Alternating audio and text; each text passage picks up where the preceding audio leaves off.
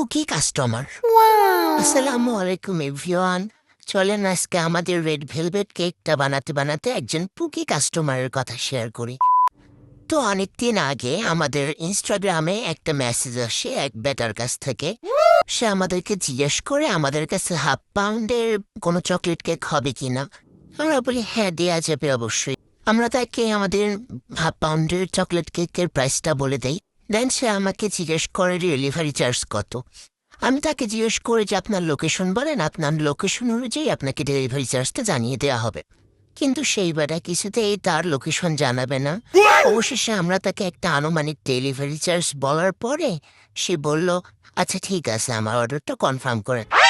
তো তাকে আমরা আমাদের অর্ডার করার পলিসি সম্পর্কে জানালাম যে আমাদের অর্ডার কনফার্ম করতে হলে অবশ্যই একে 50% টাকা অ্যাডভান্স করতে হবে। তারপর থেকে সেই বেটা উঠাও।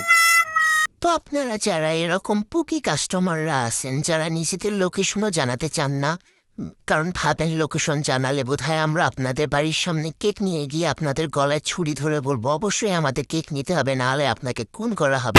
যারা অর্ডার কনফার্ম করার জন্য 50% টাকা অ্যাডভান্স করতে ভয় পান, ভাবেন আপনাদের এই 400-500 অ্যাডভান্স করা টাকা নিয়ে আমরা বিদেশ পালিয়ে যাব, তারপরে আমরা আপনাকে ব্লক করে দিব, কোনো কেক পাঠাবো না। তো সেই পুকি কাস্টমাররা দয়া করে আমাদের পেজে অর্ডার করবেন না, কারণ আমরা ডাকাত প্লাস স্ক্যামার। Okay bye.